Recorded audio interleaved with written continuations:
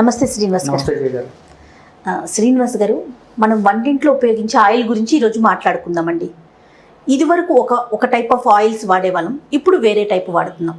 ఇంతకుముందు పల్లి నూనెని, ఆముదమని, నెయ్యని, తర్వాత వంటాముదమని, ఇలాంటి పామ్ ఆయిల్ అని వాడేవారు. ఇప్పుడు sunflower, sun rich, rice rich, ఇలా డిఫరెంట్ బ్రాండ్స్ ఇప్పుడు అందుబాటులోకి వచ్చేసాయి. ఈ మధ్యకాలంలో నువ్వుల నూనె అని, గానుగుల నూనె అని వాడమంటున్నారు. మీ సజెషన్ ఏంటి? ఏ ఆయిల్ వాడితే మనకి ఆ ఫుడ్ తీసుకోవటం వల్ల మేలు జరుగుతుంది, ఏది మన శరీరానికి చెడునిస్తుంది? సో జయ గారు, మనం ఏమైనా సరే మాట్లాడే ముందు ఫుడ్ గురించి మాట్లాడేటప్పుడు కానీ ఏదైనా సరే ఇట్లా పబ్లిక్ ఫోరంలో మాట్లాడేటప్పుడు నేను చెప్పిన దానికి ఒక ప్రామాణికత ఉండాలి. ఖచ్చితంగా. సో నేను మాట్లాడే ప్రతి మాట Indian food composition tables national institute of nutrition వాళ్ళు పబ్లిష్ చేశారండి. ఇది ఒక పీడిఎఫ్ ఉంది, ఫ్రీ డౌన్లోడ్, గూగుల్లో ఎవరైనా డౌన్లోడ్ చేసుకోవచ్చు.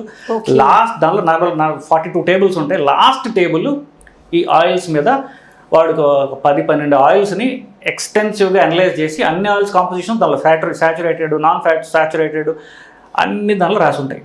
ఎవరికి కావాల్సిన మీరు ఆ Indian food composition table download చేసుకుని దానిలో నేను చెప్పింది అవునా కాదా అని వెరిఫై చేసుకోండి.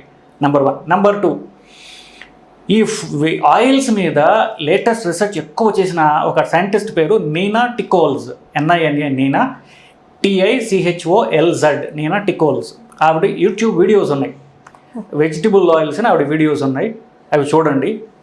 ఈ రెండు చూసి అప్పుడు నేను దీని నుంచి చదివి నేను చెప్తున్నాను. ఇది నా ఎక్స్పర్టీస్ కాదు, నా రీసెర్చ్ కాదు, నేను వాళ్ళ దగ్గర నుంచి చదివి మీకు చెప్తున్నాను. దాని నుంచి నా ఇన్ఫర్మేషన్ సోర్స్ అండి.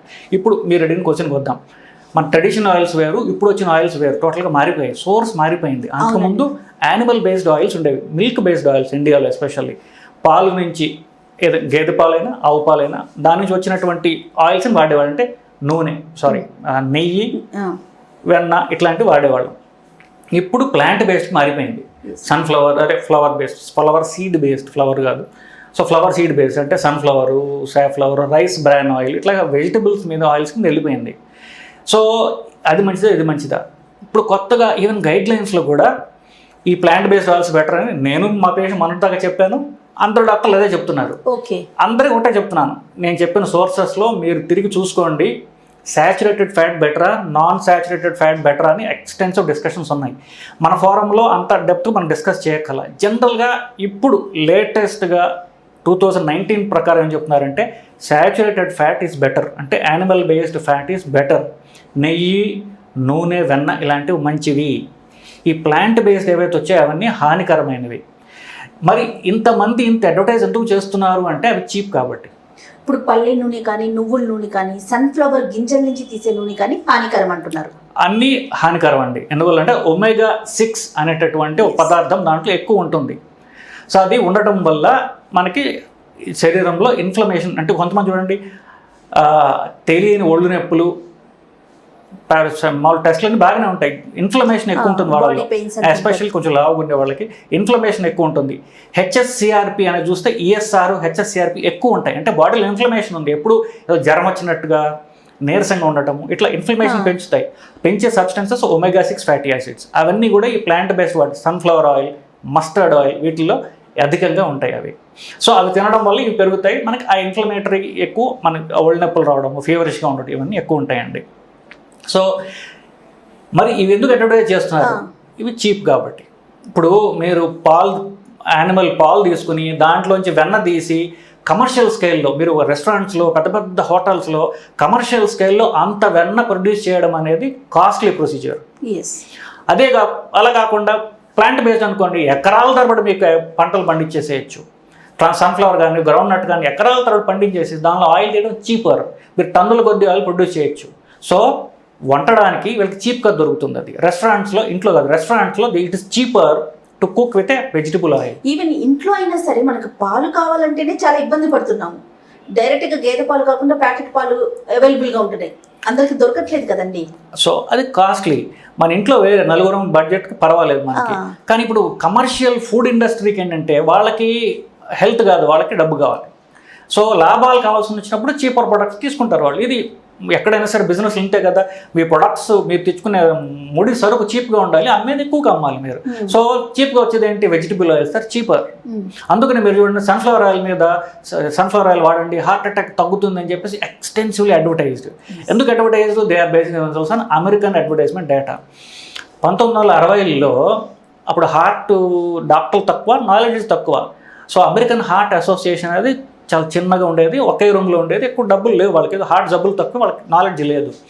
అప్పుడు ఏమైందంటే వీళ్ళకి ప్రాబ్లం వచ్చింది. ప్రాక్టర్ అండ్ గ్యాంబుల్ అని ఒక ఇంటర్నేషనల్ కంపెనీ ఇండియాలో కూడా ఉంది, అది వాళ్ళు క్రెస్కో అని చెప్పేసి ఒక vegetable oil, cotton seed oil తయారు చేశారు. వాళ్ళకి అమ్మడానికి వాళ్ళకి డేటా కావాలి, డాక్టర్ చెప్తే తింటారు కదా పేషెంట్లు. So they gave billions of dollars donation to American heart association. Okay. So అంటేనే క్రెస్కో ఆయిల్ 1960s జరిగింది ఇది. అప్పుడు so vegetable oils is good అని చెప్పేసి అమెరికన్ హార్ట్ అసోసియేషన్ అడ్వర్టైజ్ చేయడం మొదలుపెట్టింది. Even American heart association president ఒక వెజిటబుల్తో ఫోటో దించుకున్నాడు అని చెప్పేసి కాంట్రవర్సీ అయింది అప్పుడు యాక్చువల్లీ. సో వాళ్ళు ప్రమోట్ చేయడం మొదలుపెట్టి వాళ్ళకి డైటరీ గైడ్లైన్స్లోకి వచ్చేసింది. సో ఎప్పుడైతే నేషనల్ డైటరీ గైడ్లైన్స్లోకి వచ్చిందో ఇంకా అది దానికి ఒక ఆమోద ముద్ర పడినట్టు అనమాట. సో ఇంకా అందరూ మొదలు పెడతారు. సో అమెరికా వాడు చెప్పాడు, మనం చెప్తాం. సో మనం ఏం చేస్తాం, మన ట్రెడిషనల్ని వదిలేసేసి మనం కూడా ఈ కొత్త, ఇప్పుడు చూడండి లాస్ట్ 10 మ్యాక్సిమం 20 ఏళ్ళలో వచ్చాయి సన్ఫ్లవర్ ఆయిల్ అందరూ ప్రమోట్ చేయడం. సీడ్ ఆయిల్ కూడా వదిలేస్తాం మనం. ఈ సన్ఫ్లవర్ ఇలాంటివి వచ్చేసిన తర్వాత సన్లైట్ అని, సన్ఫ్లవర్ అంటే బ్రాండ్ నేమ్ అని కాదు, ఎగ్జాక్ట్లీ వీటి వల్ల ఎక్కువ ఫ్యాట్ ఉంటుంది, ఇవి తీసుకోవటం వల్ల ఫ్యాట్ కంటెంట్ తగ్గిపోతుంది, వెయిట్ తక్కువ అన్న ఫీల్. హార్ట్కి మంచిది, ముఖ్యంగా హార్ట్కి కొలెస్ట్రాల్ పెరుగుతుంది, హార్ట్కి జబ్బు ఉంది అడ్వర్టైజ్ చేస్తున్నారు కాదంట్లా. సో సాచురేటెడ్ ఫ్యాట్ మంచిదా అంటే యానిమల్ బేస్డ్ ఫ్యాట్ మంచిదా, అన్సాచురేటెడ్ ఫ్యాట్ అని క్వశ్చన్ డాక్టర్లకి, ఇది డాక్టర్లు చూసేవాళ్ళు వాళ్ళకి చెప్తున్నాను నేను ఇది. సో సాచురేటెడ్ ఫ్యాట్ బ్యాడ్ అని మీకు గైడ్లైన్స్ అని చెప్తున్నాయి. I'm telling you go back to the actual data. See the videos of Nina Teicholz in YouTube. ఆమె చేసిన రీసెర్చ్ డేటా దాంట్లో ఉందండి. సాచురేటెడ్ ఫ్యాటా నాన్ సాచురేటెడ్ ఫ్యాట్లో ఒమేగా-6 ఫ్యాటీ యాసిడ్స్ ఎక్కువ ఉంటాయి, ఇన్ఫ్లమేషన్ పెరుగుతుంది, మనకు హార్ట్ అటాక్ కాజ్ చేసే ఎల్డిఎల్ అని ఉంది. ఎల్డిఎల్ పదార్థం ఒమేగా-6 ఫ్యాటీ వల్ల పెరుగుతుంది. ఒమేగా-6 అన్నిటికంటే ఎక్కువ దేంట్లో ఉంటుంది? సన్ఫ్లవర్ ఆయిల్లో ఎక్కువ ఉంటుంది. నెక్స్ట్ మస్టర్డ్ ఆయిల్, నువ్వు నూనెలో ఎక్కువ ఉంటుంది. కానీ మన అడ్వర్టైజ్ చేసే సన్ఫ్లవర్ ఆయిలే. సో నేను చెప్పింది ట్రెడిషనల్గా జరిగే వాటి అగేన్స్ట్గా ఉండొచ్చు కాక, బట్ ఐఎమ్ టెలింగ్ యూ చదవండి. ఇప్పుడు నెయ్యి వాడుకుంటే మంచిది అంటున్నారు. ఎగ్జాక్ట్లీ. సో ఫ్యాట్ కంటెంట్ పెరగదంటారా? ఫ్యాట్ పెరుగుతుంది అంటే మనకు కావాల్సిన సాచురేటెడ్ ఫ్యాట్. ఓకే, ఇది కూడా against traditional wisdom, but I'm telling you go back and read. So saturated fat అయినా నెయ్యిలో ఎక్కువ ఉంటుంది. ఇంకొక చిన్న టిప్ జనరల్ పబ్లిక్ ఇవ్వాలంటే, ఏ నూనె అయితే మనం అలా నుంచోబెడితే గట్టి పడుతుందో, కొబ్బరి నూనె, ఘీ, ఇవన్నీ ఏంటి మీరు కనుక ఫ్రిడ్జ్లో పెడితే గట్టి పడుతుంది, అది సాచురేటెడ్ ఫ్యాట్ అంటాం, అది మంచిది. ఓకే. సో ఇప్పుడు మీరు సన్ఫ్లవర్ ఆయిల్ కొన్నారు, షాప్ వాడు ఎంతకాలం షాప్లో ఉందో తెలియదు మనకి. మనం ఇంట్లో పెట్టామనుకోండి నెలల తరబడి అలాగే ఉంటుంది. అది జనరల్గా అవి హార్మ్ఫుల్, అవి మంచివి కావు. ఫర్ ఎగ్జాంపుల్ ఏ విధమైన ఇబ్బందులు వచ్చే అవకాశం ఉంటుందంటారు?